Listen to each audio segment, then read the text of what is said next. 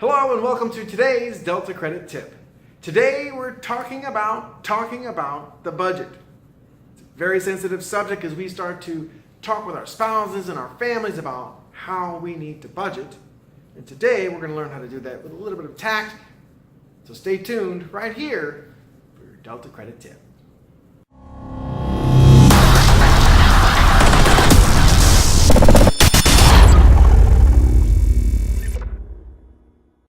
Hello and welcome back to today's Delta Credit Tip. So today we're going to talking about the budget. Why do we want to do this? Again, the cornerstone to your credit repair, as we've said in other videos before, is not found in your credit report. The cornerstone to your credit repair is found in your bank statement. How you handle your assets will determine how you handle your debts. You have to get this part right. You have to get this part done first, because not everything is going to get deleted off your credit report, and ultimately you're going to need some assets. You're going to need some cash. Secondly, when you think about it, if you get everything deleted off your credit report, everything at all, but you don't fix the behaviors that got you here, you're going to end up buying my product again, watching this video again, right? But if you fix the behaviors, well, eventually everything on the credit report will fix itself over time, for the most part. You got to do a little bit of both. You got to fix the content, but you've also got to fix the behaviors as well, right? But to establish that budget, well, you can't just have an individual budget if you live in a household. Maybe everybody doesn't contribute to the income, but everybody contributes to spending and money going out the back door. So we've got to be able to establish a budget, and getting everybody on the same page on this budget is the challenge, right? And when you start to have this conversation about your budget with your spouse or significant other, it's going to get awkward super fast. I don't care how long you've been together. I don't care how well you get along. It will get awkward. And the reason why is because you're two separate people. What's a priority for you isn't a priority for your spouse, and vice versa. And that's okay. Back in the day, there was this guy. He was a self-prophet, right? And his name was Khalil Gibran. And he had a philosophy about men and women. Men and women in a relationship, you got to be like two trees, right? If you have two trees, two fruit trees, let's say, and they grow next to each other, right? As long as one tree doesn't overshadow the other and block the sunlight that it needs, then the two trees can grow and produce fruit, and that fruit will fall to the ground and nourish the ground that they share together, right? When one opinion starts to overshadow the other too much, it's the same concept. They can't grow. They can't be in control of their own environment because you got somebody else blocking all their sunlight. Okay? And this is kind of where this concept is going. Everybody in the household has an equal say, regardless of who makes what, because you're a team. Right? You're a team. So we've got to come up with a methodology that we can both agree on.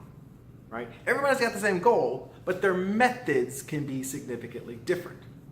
And the thing about this conversation is that the awkwardness comes from the fact that we are very different, we are very bipolar, and it's a very sensitive subject. Okay? So why is it sensitive? Well, usually it's about expectations, right? You've got one person, let's say, who's the primary breadwinner, and they're like, well, I make more money than I made last year, I'm putting in the overtime, why we gotta talk about money? Right? The other one's like, I'm cutting the damn coupons, I'm doing the BOGO sales, why we gotta talk about money? Right? And a lot of times it's about expectations. Maybe we don't feel like we're meeting our own expectations. Maybe we feel like we're not meeting our spouse's expectations. Or maybe even our spouse isn't meeting our expectations, and it becomes very awkward in how we're communicating that.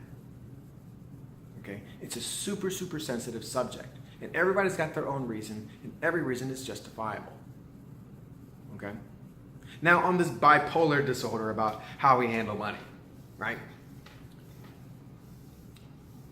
Men and women are very different on how they handle money, right? It's like laundry. Have you ever tried to do laundry with your spouse? Not a good idea. Don't attempt this at home, right? Ladies, men don't understand that when you put the bra in the dryer, it's going to come out looking like this, right?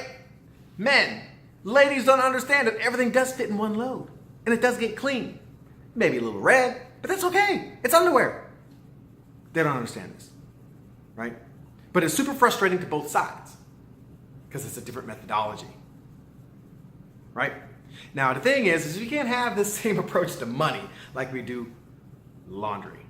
It's got to be a little bit more effective, a little bit more complementary, okay? So there's a phrase I want you to remember when you're going into this conversation, first of all, that will help you navigate through it without it hopefully boiling to an argument. Because like I told you in another video once before, right? This conversation is going to get very, very awkward, very, very fast. Okay? So, the phrase that I want you to remember is I always wait. Okay? I always wait. So let's start at the beginning. I. When you're having this conversation, you want to avoid personal pronouns, right? Why is that? Well, despite the grandiose opinion that we have of ourselves, we are still animals.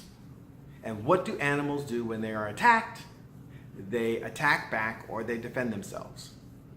So if you come to me and you say, well, I make more money than I made last year, that means I don't.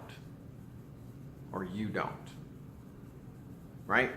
So if you attack me, whether it's physically, mentally, emotionally, I'm gonna defend myself, even if I'm wrong, right? So you're starting that conversation off already in a bad place. So just avoid the personal pronouns, I, you. If you can avoid the word we, that's even better. Just leave it all out of the conversation, okay?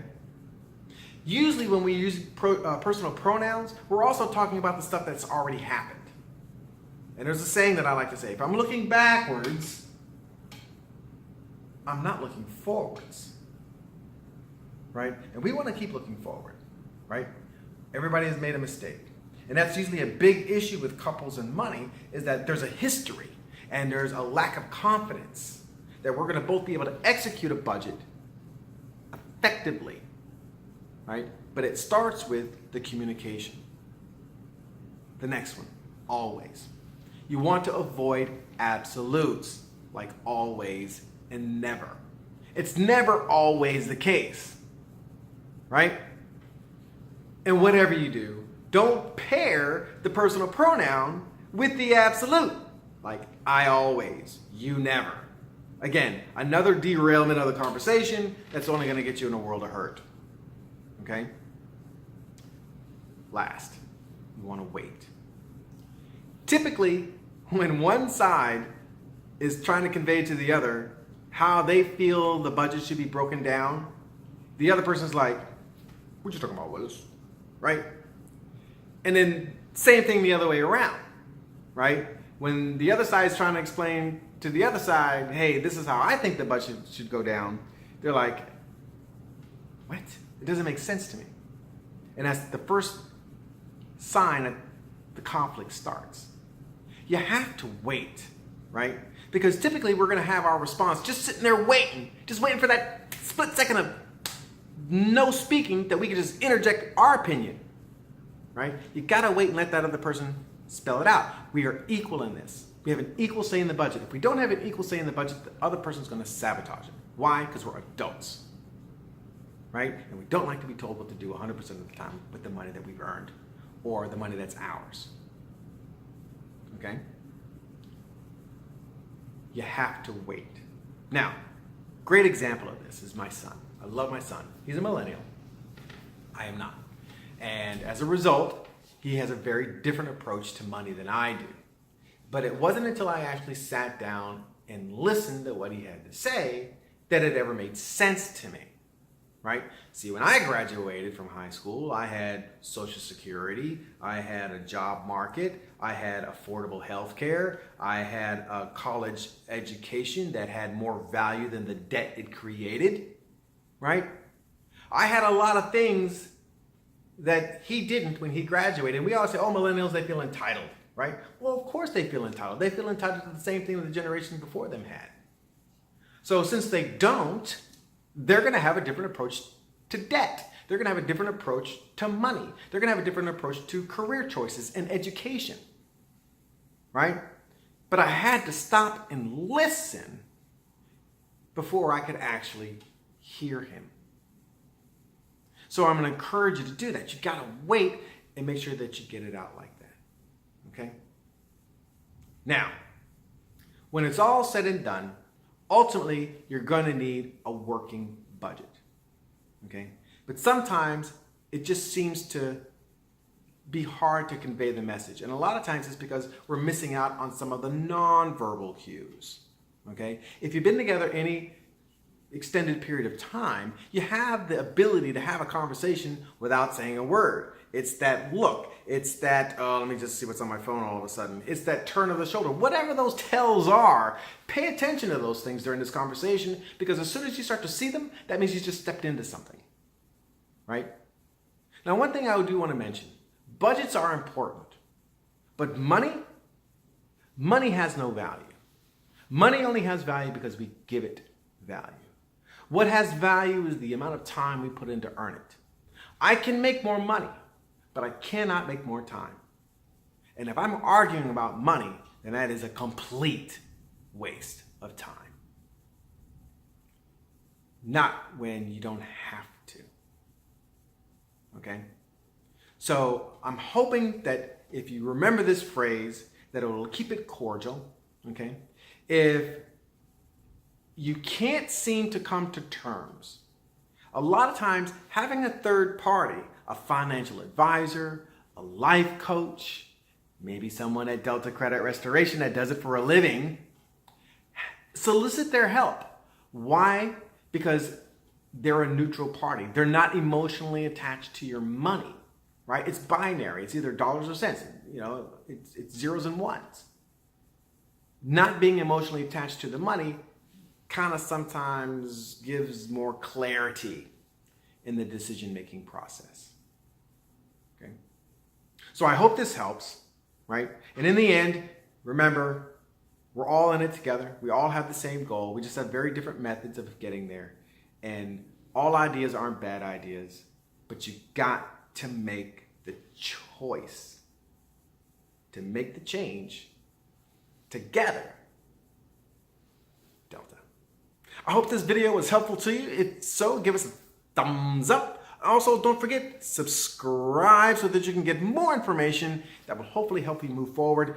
Also, share.